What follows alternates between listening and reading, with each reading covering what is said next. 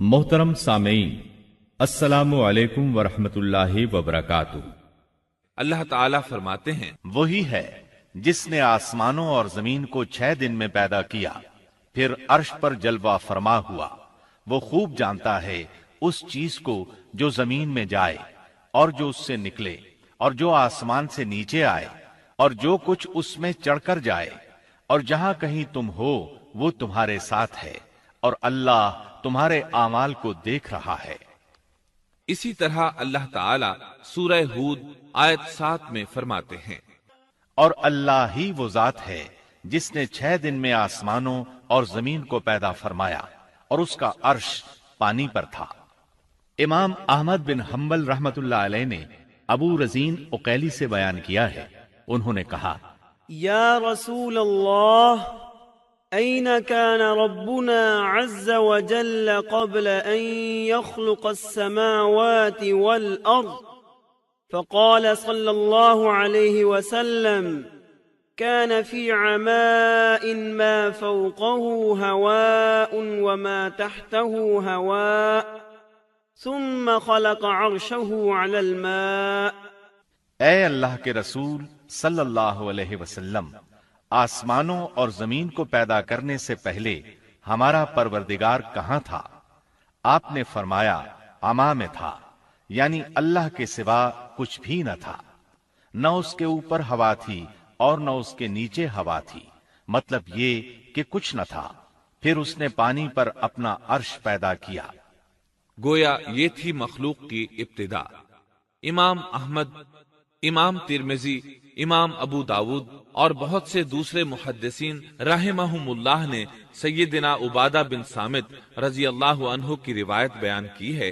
وہ کہتے ہیں، سمعت رسول اللہ صلی اللہ علیہ وسلم يقول ان اول ما خلق اللہ تبارک وتعالى القلم ثم قال له اكتب، فجرى في تلك الساعة بما هو كائن إلى يوم القيامة۔ میں نے رسول اکرم صلی اللہ علیہ وسلم کو فرماتے ہوئے سنا، آپ فرما رہے تھے، بلا شبہ اللہ نے سب سے پہلے قلم کو پیدا کیا، پھر اللہ نے اس کو حکم دیا، لکھ، چنانچہ وہ اسی وقت چل پڑا اور قیامت کے دن تک ہونے والی ہر چیز لکھ دی۔ یہ اللہ تعالی کا علم تھا جس کو قلم نے اس کے حکم کے مطابق لوح محفوظ پر لکھا۔ امام مسلم رحمت اللہ علیہ نے سیدنا عبداللہ بن عمرو بن عاص رضی اللہ عنہما کی روایت بیان کی ہے۔ اس میں سب سے پہلی چیز کے بارے میں وضاحت کی ہے، اور جمہور فقہا کی رائے بھی یہی ہے۔ عبداللہ بن عمرو رضی اللہ عنہما بیان کرتے ہیں، سمعت رسول اللہ صلی اللہ علیہ وسلم يقول كتب الله مقادير الخلائق قبل أن يخلق السماوات والأرض ب50,000 سنة قال وعرشه على الماء۔ میں نے سنا آپ فرما رہے تھے، اللہ تعالیٰ نے آسمان و زمین کی پیدائش سے 50,000 سال پہلے تمام مخلوقات کی تقدیریں لکھ دیں، اور اس وقت اس کا عرش پانی پر تھا۔ اس حدیث مبارک سے واضح ہو گیا کہ سب سے پہلے پانی اور پھر پانی پر عرش پیدا کیا گیا، پھر قلم کی پیدائش ہوئی، اس نے تقدیر تحریر کی، پھر آسمان اور زمین کی تخلیق ہوئی۔ اور جس حدیث میں آیا ہے کہ ابتدا میں قلم کو پیدا کیا گیا، اس کا مطلب یہ ہے کہ اس جہان کی مخلوقات میں سب سے پہلے اس کا نمبر ہے، نہ کہ باقی تمام جہانوں کی مخلوقات میں پہلا نمبر ہے۔ اور اس کا تذکرہ بخاری شریف کی اس حدیث میں ہے۔ قال اہل اليمن لرسول اللہ صلی اللہ علیہ وسلم جئناك لنتفقه في الدين وليسألك عن أول هذا الأمر ما كان، قال كان الله ولم يكن شيء قبله وكان عرشه على الماء وكتب في الذكر كل شيء وخلق السماوات والأرض۔ یمن سے آئے ہوئے ایک وفد نے رسول اللہ صلی اللہ علیہ وسلم سے کہا، ہم آپ کے پاس دین کی سمجھ اور ابتدائے خلق کے بارے میں پوچھنے کے لیے آئے ہیں، یہ کہ سب سے پہلے کیا چیز تھی؟ آپ نے فرمایا اللہ تھا، اس سے پہلے کوئی چیز نہ تھی، اس کا عرش پانی پر تھا، پھر اس نے لوح محفوظ پر ہر چیز لکھ دی اور آسمان اور زمین کو پیدا کیا، یعنی ابتدا میں پانی پر عرش کی تخلیق ہوئی، پھر قلم کی پیدائش ہوئی، اس نے سب کچھ لکھ دیا۔ علماء کرام کا بیان ہے قلم کے فوراً بعد لوح محفوظ کو پیدا کیا گیا، چنانچہ قلم نے لوح محفوظ میں ہر چیز لکھ دی۔ اس کے بعد کائنات کی باقی مخلوقات اور آسمان و زمین کی پیدائش معرض وجود میں آتی گئی۔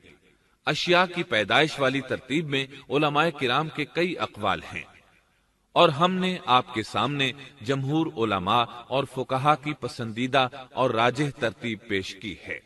آسمان اور زمین کی مخلوقات کی ترتیب کیا ہے، اس بارے میں امام مسلم رحمت اللہ علیہ نے سیدنا ابو ہریرہ رضی اللہ عنہ کی روایت پیش کی ہے۔ وہ کہتے ہیں أخذ رسول الله صلى الله عليه وسلم بيدي فقال خلق الله عز وجل التربة يوم السبت وخلق فيها الجبال يوم الأحد وخلق الشجر يوم الاثنين وخلق المكروه يوم الثلاثاء وخلق النور يوم الأربعاء وبث فيها الدواب يوم الخميس وخلق آدم عليه السلام بعد العصر من يوم الجمعة في آخر الخلق في آخر ساعة من ساعات الجمعة فيما بين العصر إلى الليل۔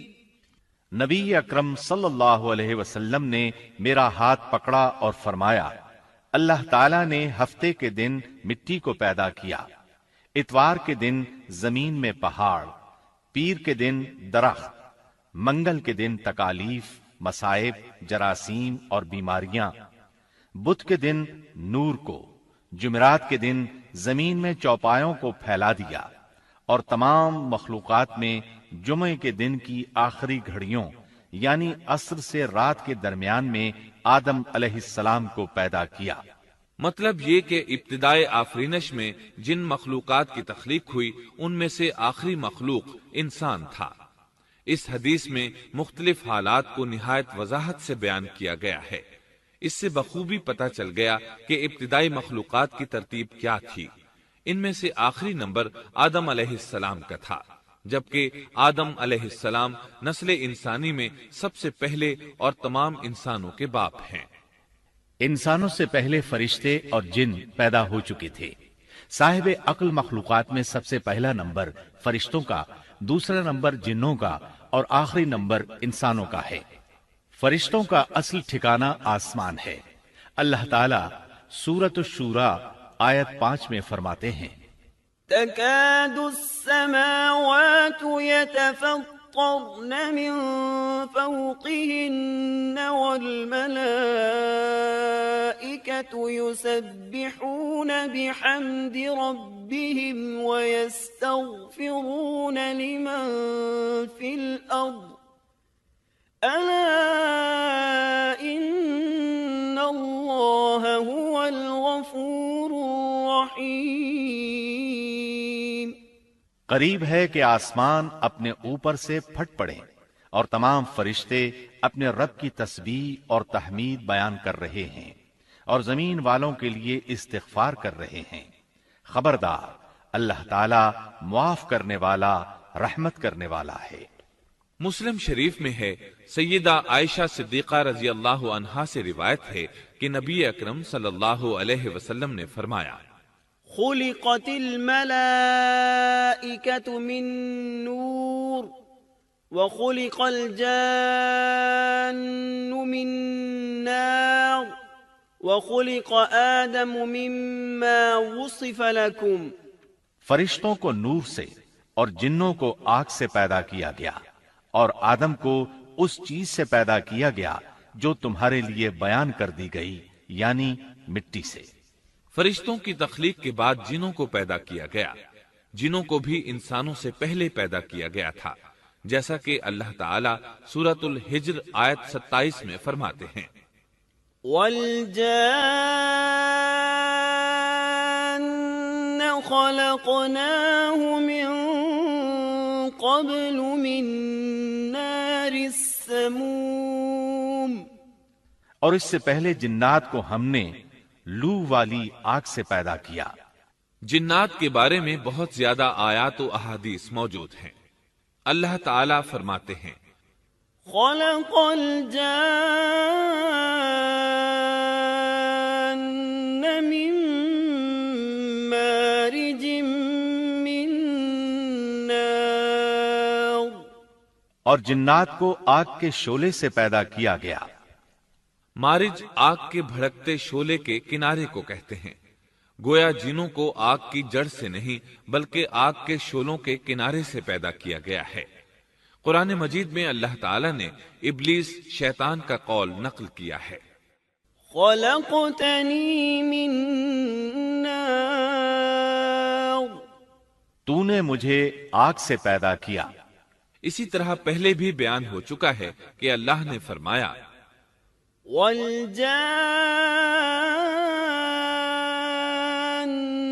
خلقناه من قبل من نار السموم، اور اس سے پہلے جنات کو ہم نے لو والی آگ سے پیدا کیا۔ یہ ہے جنات کی اصل اور بنیاد۔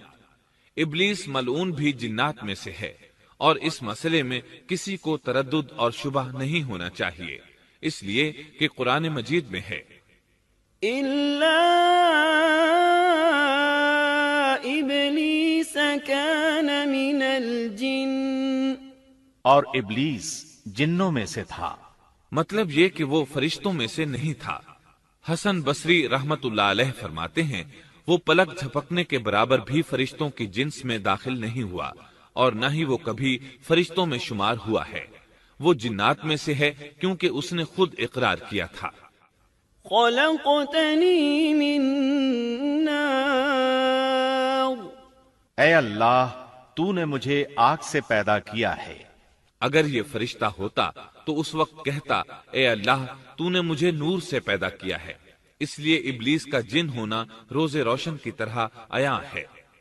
سیدنا عبداللہ بن عمر رضی اللہ عنہما اور سیدنا عبداللہ بن عباس رضی اللہ عنہما فرماتے ہیں، آدم علیہ السلام سے 2000 سال پہلے جنات پیدا کیے گئے۔ وہ ہماری اس زمین پر رہائش پذیر تھے۔ آہستہ آہستہ وہ فسق و فجور میں مبتلا ہو گئے۔ جب وہ فتنہ فساد میں حد سے بڑھ گئے، ناحق خون بہانے لگے، تو اللہ تعالیٰ نے ان کی طرف فرشتوں کا عظیم لشکر بھیجا۔ ان سے جنات کی زبردست مارکہ آرائی ہوئی۔ اس مارکہ آرائی میں فرشتوں نے جنات کو تہس نہس کر دیا، اور وہ سمندروں کی جزیروں میں پناہ لینے پر مجبور ہو گئے۔ زمین کے ہر بر اعظم سے انہیں جلا وطن کر دیا گیا، چنانچہ آج تک ان کا مسکن یہی جزیرے اور عظیم مراکز ہیں۔ یہ واقعہ آدم علیہ السلام کی تخلیق سے پہلے ہو چکا ہے۔ احادیث مبارکہ میں ہے کہ ابلیس ملعون کا ایک تخت ہے، اور وہ تمام جنات کا سردار اور حکمران ہے۔ اس کا شاہی تخت پانی پر ہے، اگرچہ اس کی متعین جگہ ہمیں معلوم نہیں۔ یہاں تک ذکر تھا سیدنا آدم علیہ السلام کی پیدائش سے پہلے کا۔